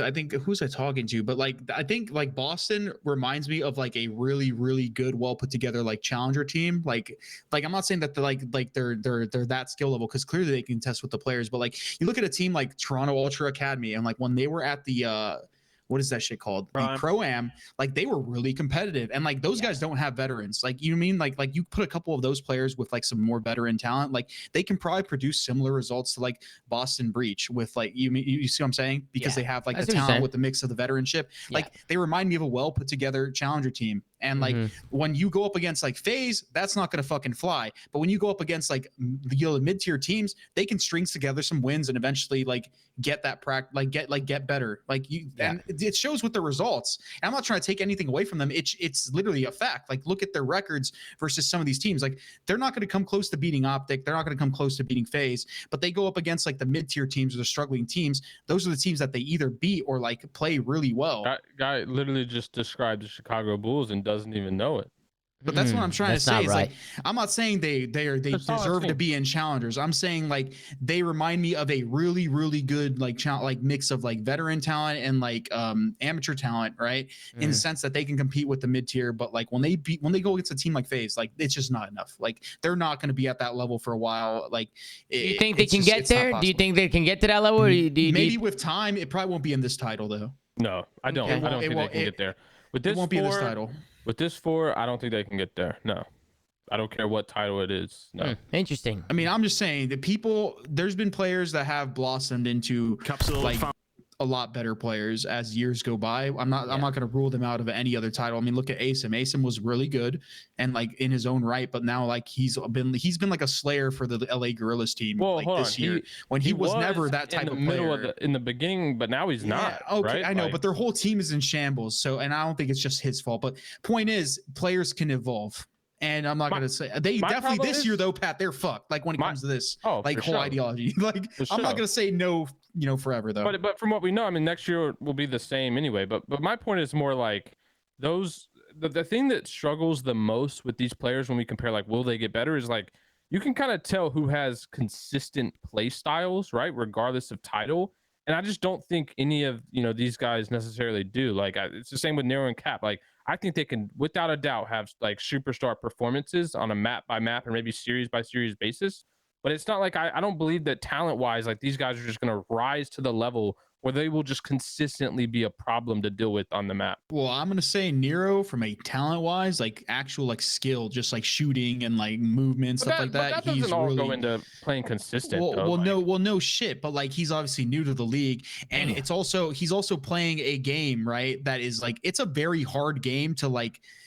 I don't know how to explain it, but just like to be like it suits their current play styles because of their lack of like they haven't been developed as like much as other players have with like I guess COD IQ and like the pacing and like just what I mean, like they're not as developed. So like in games like this right now it could benefit them, but in the long run whenever they start playing more structured Call of Duty, you don't know how their skill as an individual would transition to a more structured game. Yeah. My thesis is that we won't ever get a more structured Call of Duty. It might be more structured than Vanguard, but I think we'll always be on this kind of style. Well, Pat, I'm going to agree with you. I'm going to say like I don't think that'll happen either, but I'm not going to be the one to say never like when it comes to a person's potential, because you can see the potential in a lot of players with their individual talent. You see with a player like Sib, right? When they start playing more structured and start playing with better people or a better environment or just a better game, like you see them shine in certain aspects. So I'm not going to say that I don't think this Boston team has what it takes to like win an event this year, and I'm not going to say that I don't think they're this 4 will probably win an event even like next year or after a couple of years, but I think they have players that can be superstar players just in the future, and they're not that level yet. From like a team organization standpoint, I just think it's a super faded take to invest in like a 4 group of guys and hope they get better and just chalk year after year after year, hoping that eventually it'll happen. Like I just don't. Yeah, but there's no one else they can get. Like there's not many other options. Like we've already talked about this. I disagree, dude. We talk about the parity in the league. Like anyone 3 through 11 should be open, if contracts allow, to figuring out if they can team up and make a better team. That was a sick shot from Alec. By the way. That was sick. Yeah. What a shot. There is just the way I see it is I feel like there's not that many like guaranteed like upgrades where they're like going to look at this player and they're like, this is for sure going to make us better, so let's make the move. Whether it'll be more like this might make us better, this might make us worse, we don't know. Like, do we really want to take this risk? And that's where like some teams maybe aren't making changes for those reasons. Do you think this Boston team would be good in Cold War if they were in the pro league? I think they would get absolutely not cooked. Absolutely not. But like, the thing is, the players at the time might need to develop more and play more, or they might not even been in the league in the first place. But who's to say, right, that they couldn't be that? They could definitely, they could definitely get better over time. I mean, it would be ridiculous to say they can't. I mean, Nero was good. Nero was on LAG Academy in Cold War, and he was one of their best players. And I played against him a lot. What Pat's trying to say is, do you want to take the risk of having them get better over time, because it might take them a while, and they might, it might not happen anytime soon. Yeah. Or do you make changes quick and just take initiative and just do what you got to do? Also, people in the chat are translating this completely. People are saying there's, I thought there was a lot of challengers talent, Haggy. There is. It's just more so like, is this player gonna really make us is this move gonna guarantee make us better, or could I just be potentially wasting my time or regressing progress that I have already made with this player by making this change? Like, you got to look at it from multiple ways. You can't just be like, oh, substitute A for B because this guy's definitely better. Like, you don't know that. You don't know how that's going to transition, especially this late into a season. Like, you don't know if like making that move is going to make you worse and make you fall behind even more, or if it's going to make you better. It's just it's getting to the point in the year where it's harder. Unless it's like super black and white where you're like, this guy's going to come in and just change your team because he's that good, then they'll do it. But sometimes it's not worth the risk of dipping into challenges if you have good players on your team already, you could make it work. So it's like that's a decision that some of these teams are going to have to make. But exactly, just to get back into the map a little bit, I mean, we saw a 1v3 from MC in the 1-1 round. I don't know if you guys saw that. Then we also saw another 1v1 from MC in the 1-2 round. So just a couple clutches coming in from MC. And then after that, I mean, it was just Alex Sniper was hot, man. My man Alec was hitting some snipes. And it was interesting to see him sniping. And then we get into this last round here, the 1-5 round. Abeezy's going to get aggressive top mid and just hit really nice shots onto TJ there. So really good plays coming out of Abeezy. I like Alec with the snipe. What do you guys think? I think Arcedy's fits the snipe. And I know he can shoot that pistol fast because I seen it. That guy's got a trigger finger. Bro, the snipes he hit this map were actually he was hitting tippable. nice. I didn't know he bro. had that in him, right? Nah, that, I knew he had it in him. I didn't know he was that good of a sniper. Chris, correct me if I'm wrong. Did we GA pistols in BO2, or did players just run the combat knife intentionally? Wait, we never GA'd pistols. I remember it packs. But we did on subs, didn't we? Or am I faded? I can't remember ever running a pistol on a subclass. It just wasn't the best thing to do. Yeah, the knife was probably faster, I think. Yeah, I don't really remember. That would be a solution. I don't know. Is there a melee weapon though? It's a knife. Yeah, so people used to run a knife at the beginning. I feel like we should do the same thing, right? Like, I mean, I definitely think they should get rid of the pistol. You should not get rid of the pistol. Bro, no, Don, you want to keep it? Why do you want to keep it? Because the reason why, bro, there are some people who are burgers with the pistol, bro. I can name like 30 people who don't get pistol kills. Wait, but hold on 1 second. Is there other pistols that are usable that aren't broken? Or are they all busted? Yeah, this is the least busted the other one is pretty good. No. This is the most busted one. Sim said hella people got lock finger. Wait, it's the least OP. Wait, that 1911 or the other one is pretty OP. And the clouds or whatever. I'm gonna take Sim's word for it. He said the rat is the least OP, which is fucking that is insane. That is insane. Wait, the machine pistol's ass, but I think it's better than the other two. Wait. Wait, the rat's better than every pistol. Than all the other pistols. It is, but someone said the 1911 was almost just as good. 1911 is pretty good. I think the 1911 like two shots up close. So your argument on to keep it in the games because some people can't shoot with it? Yes, bro. They're actually all right. Like, listen, it is OP if you're good with it, but at least there's a skill gap. Yeah, like there's the a skill auto gap has with no it. skill. Yeah, bro. The auto is so easy. Like, it's actually kind of like it's OP. I see what you're saying. The auto is actually one of the best ARs like ever. Everybody's saying it. Everybody's saying the 1911 is better than the rat. That's what the community's saying. See, Don. This is why I'm glad you say this, because when I said get rid of the pistol, and the reason why I'm getting rid of the pistol here is because the automaton is so good at what it does. Why give people another thing in their toolkit to cover a potential weakness of the weapon right up close? Oh yeah, 100%. Like, so that's why I'm like, that's why I'm like, yo, get the fucking pistol out of the game because it's literally covering a weakness of a gun that's already godlike. Like, but there's people who literally don't. I get it. I see your so argument. it's like, so then it makes it to where like, okay, name them. I want names. No, I'm not naming them, bro. Your Crimsix can't use that shit. I watched his finger lock the fuck up. I don't think anyone in our match got one pistol kill, not one. I can never tell because 90% of the kill feed is headshots. Damn, dude. Damn. My bad, Don. Bro, I'm telling you, like, no.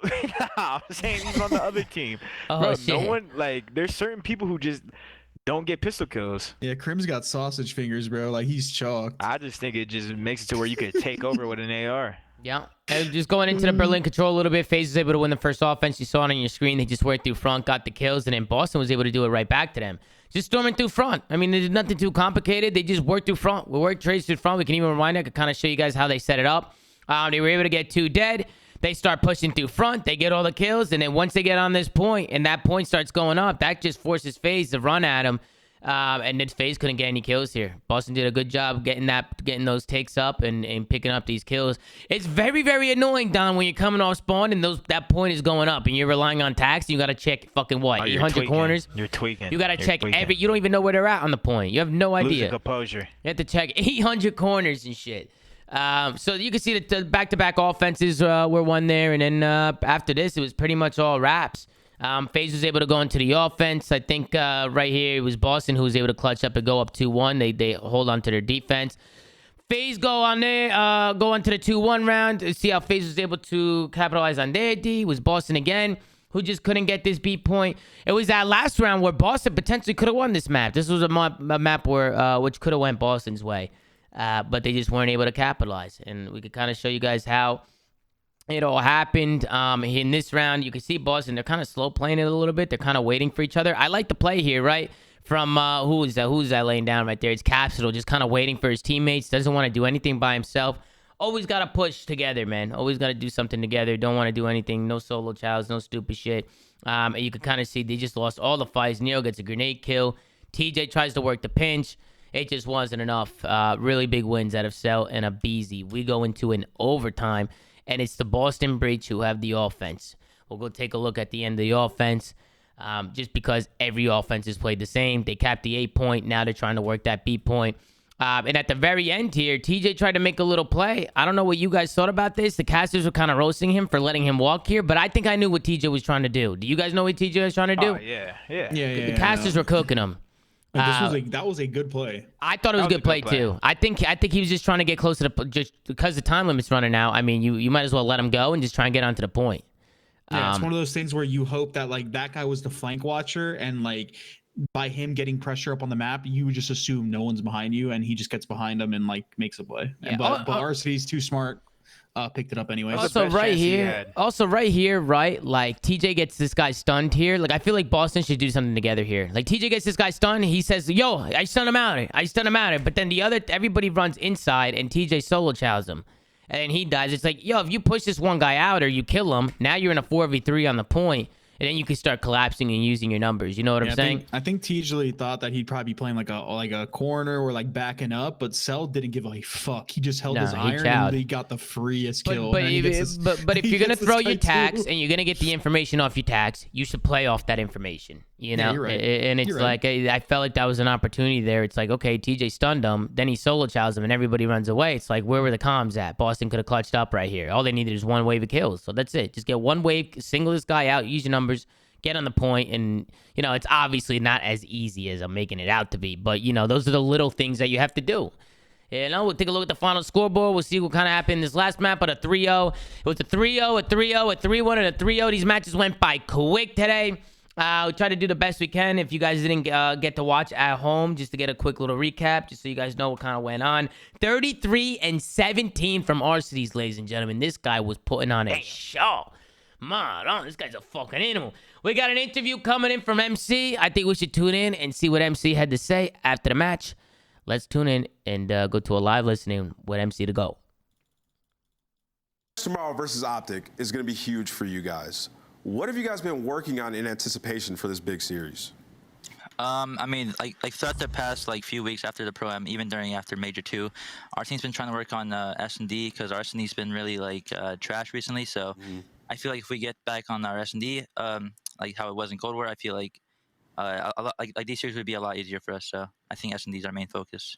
And I need to ask about the 1v3 because, I mean, that was insane. You had a 1v3 clutch and the 1v1 clutch, which ended up putting you guys up in a huge lead in that Desert Siege. You know, obviously a map you guys are comfortable on. Look at that lineup. I gotta talk about that 2P, though. Like, when you lost aim assist, did you consciously make that choice to jump and try to recorrect yourself? Or were you just like, you know what, I hope not right. I mean, I lost aim assist. I know he lost aim assist because, you know, it's just how the game works. But I just try to I just try to get it back fast, and then I obviously won the gunfight just because of it. But I mean, it was a tough situation. I got out of it somehow. So. Hey, Cell, man, tomorrow you're playing for $10,000 against Optic Texas. My question to you, man, how tired of you of losing against Optic, and what do you guys have planned for tomorrow? Oh yeah, I mean, Optic's a great team. You know, I mean, it's obviously like I think they're the best team right now. With us, but I think for them, I think if we just put our search on point, I think it'll be a good series for us. A very small question for you. What are your thoughts on Prolu, who's playing for them, Straight from and the you guys horse's prepping mouth. to play against them tomorrow Good as well? juju. No, it was good juju. Oh, Brian, I think he's a great player. Done I used that to play with before? him They back lie then in on like camera. the BO4 days and stuff. I think he's for sure an amazing fit for Illy, and I hope Illy gets like back soon, you know, because he's my boy. So I love Ender, man.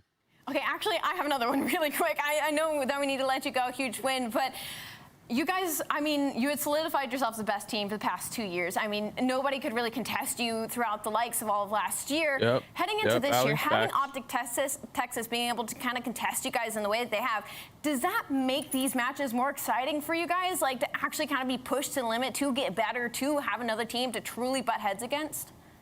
Oh yeah, for sure. Because I feel like our team's had a lot more like arguments and stuff throughout this year than obviously last year with the wager losing and stuff. But I mean, I think it's good for like the scene, just seeing having like a team like Optic and FaZe as a top two. I feel like it's really good for the competitive scene for Call of Duty. So. All right, Big Cell, man. Hey, good interview from MC. He's getting good at those interviews, man. I like seeing MC get up there on the camera and spit some shit. You know what I'm saying? So, Pat, you said he was being a little bit humble. You said.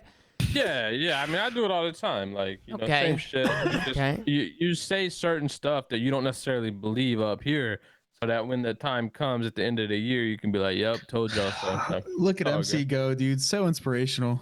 Man, look at him go, man. Look at him fucking go. But good job to MC, man. Good job to the FaZe boys. They got a big win. They got a big match tomorrow, man. I think a lot of people are excited for this one. We got Paris Legion going up against the Los Angeles Gorillas in the Blow It Up Bowl. That's going to open... Sorry, Dom. My bad. Damn, dude. Damn. But listen, I'm just being honest. These are probably probably the two most struggling teams right now, right? Paris has been super struggling, so has LAG. So, you know, this is definitely two teams that have been struggling. I'm actually starting to feel bad. Like every series that Gorillas or Paris are in, I just call it the Blow It Up Bowl, and now they're both in the same series. I honestly, I think the Gorillas are struggling more than Paris. I don't know about you think guys. so? Dude, the Gorillas are terrible. Well, in the sense that one team should definitely be doing better than they are. Yes. Not even based on expectation, like map count and like score in the actual maps. Like, I don't know, dude. You actually might be onto something. Stats, like, you gotta think Don is holding the Paris stats up by himself. There ain't no one on Gorillas that are holding their stats up. They're all just every match, all four super neg. I don't know. I think they might be struggling more. I know Don is about to go into that series not giving a flying fuck. Nah, you gonna go in there not giving a fuck? No, like in a good way. In a good way? What, you saying he's just gonna go rogue? Yeah. Don, Where's facts? Donnie? Oh, he's there. He's fucking. He's giggling. I hear him giggling and shit. Page as Chris. I might be on that. I might be feeling that way a little You know, a bit. little demon time. Little demon time doesn't hurt anybody. You know what I'm He's saying? gonna play against Slasher, bro. He's got to put him in a hoop mixtape. Wait, what's We your beat this team head-to-head? on land. We beat this team on land. Or What's your- wait, they didn't have Pierce though. What's your head-to-head against Kyler? I want to know that stat. I think it's pretty even. If you do land though, I definitely got the Oh, up. for sure. Yeah. Land, I got the up, but if you count everything, it's probably even now. Okay. All right, Don. I see you. We got Optic Texas going up against Atlanta FaZe. We also got the New York Subliners going up against Toronto Ultra. So we got some good matches tomorrow, man. I think the first match will be good because we'll go, you know, obviously it's two teams that have been struggling, so it'll be a good matchup for both of them. I think both of these teams want to come out tomorrow and get this dub. Optic versus FaZe is always a big one. Not sure what the hell is going to happen in that one. And in New York and Toronto, New York's been looking really good. Toronto's been getting better. So I'm gonna get my predictions. I'm gonna go. Man, what do I do for this first one?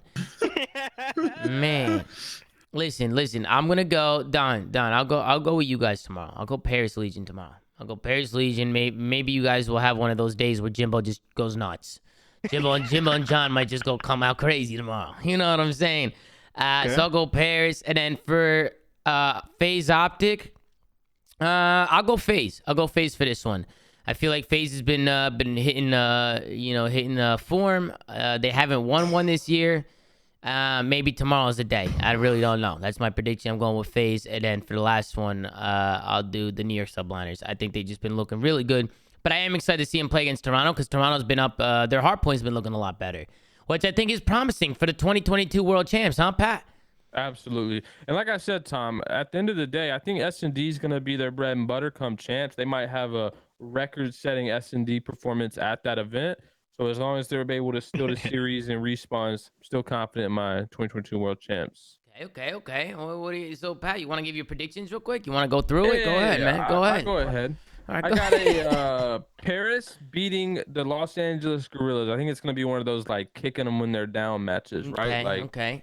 Not going to look pretty for the Gorillas. I just don't think they're there yet. I think Major 3 for them is chalked, and they'll get back to the drawing boards afterwards. For the marquee matchup, pretty sure this is a bounty match. It is a bounty match. $10,000 on the line, man. Yeah.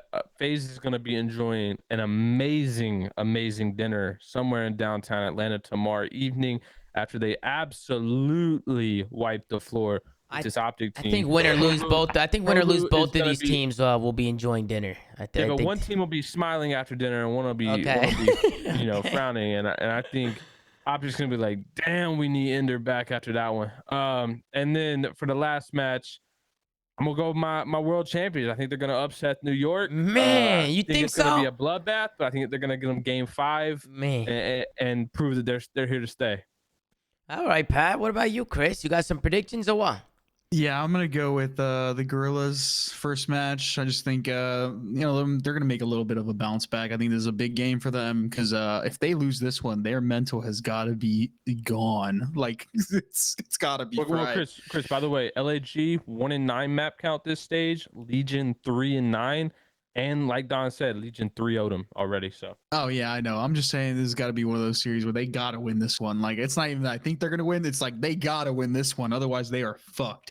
But and then I got Optic beating FaZe. It's just with the results, man. Optic's beating FaZe every single time. I gotta side with Optic because I've always been siding against them in this series matchup. So definitely think Optic's probably gonna take this one. And then we got the New York Subliners beating the Ultra as well. I think it's gonna go to game 5 though. If both teams are playing well, I could see Ultra beating them in both searches, and they might potentially take the series. But I'm still gonna root for New York on this one. What about you, Don? You want to drop your predictions for the last 2 matches? You don't really got to predict your match because I guess you're going to predict yourself winning. I'll take Optic versus FaZe. Okay. You taking Optic? Yeah. Why? I mean, I just feel the like resume. You think it's the resume? They beat them 4 times. They're the hardest. Like, bro, they're frying. Yeah, they're the best team in the game. Don, they're the best team in the game right now. Yeah, they're efficient with their kills, bro. They are very efficient. Nah, that motherfucking shots. I think they're about to just be dilute. Like they're about to be like. I feel lose. like FaZe has more. FaZe has more to lose in the sense of like pressure, where it's like if they lose, damn, they already been getting smoked by Optic, and then they lost with a feeling like, damn. Like they're just trying not to break twice because they already lost to a feeling. And then Optic, even if they lose, they're like, what the fuck? Yeah, feeling. I don't give a fuck about this shit. Like, there's no pressure for Optic. Yeah, they're about to be going. I think it was Seth who said that on stream. I think Seth said it. He was just like, I mean, dude, like we're playing with us up. Like we're going out there. Match, even if FaZe win, I think it's just gonna be a tough match. It's a lose-lose. It's a lose-lose for FaZe. Because even if they win, it's like, they had a feeling, and if they lose, it's like, damn, they had a feeling. It's just a bad situation. It's just a bad situation for them. Yeah, no, it is. But they're gonna come out with the fire. They're gonna try and win for sure. It's gonna be a great match. And I'll go New York versus Toronto. That ain't no lose-lose. Not lose-lose. Wait, what is it then? That's 10K, baby, and you know what 10K can do, Don. Especially in Atlanta, you know. Oh, come on. Oh, okay. I see what you're saying, Pat. Wait. What is it? Whoa. What do you mean by that, Pat? What do you mean by that? What do you mean by that? Yeah, what do you mean by that, Pat? What do you mean by that? I don't mean nothing by that. It's 10K, though. Hey, I'm going to go with New York versus Toronto. I just feel like New York are just in a groove right now. And they're like good. I feel like Toronto might be better than Mass Search, but like New York's still good enough in the S&D to where like I don't think they're gonna lose both S&Ds. You know? Yeah. If they win one S&D, they should win the series. Yeah. All right, man. Well, hey, Don, thank you for hopping on. I appreciate you hopping on for a little bit, vibing out with us, and yeah, appreciate you, man. We gotta get you on more often. Yes, sir. You know what I'm saying? Get you on more often a little bit. Making some more appearances. Yeah, make some more appearances and shit. And then also huge shout out to Envoy for coming on. The Minnesota Rokkr boys were actually gonna join in, like Dylan and Havoc and them, but they ended up going to another team dinner, man. These Minnesota Rokkr guys got team dinners every night. But I respect it. That's tippable. That's definitely tippable. But thank you guys so much for watching, man. Make sure to like, comment, subscribe if you're watching on YouTube. Go to anchor.fm/theflank to check out all the audio sites that we're on. And go follow at The Flank on Twitter, man. Gert's doing a phenomenal job running socials, so go follow The Flank. As always, man, take care, bust your head. And we'll see you guys tomorrow, man. I'll be doing the watch party all day, then we'll get right into The Flank once again. We got 3 good matches tomorrow, so we're going to have a good time, man. Thank you guys so much, and see you guys later, man. Peace out.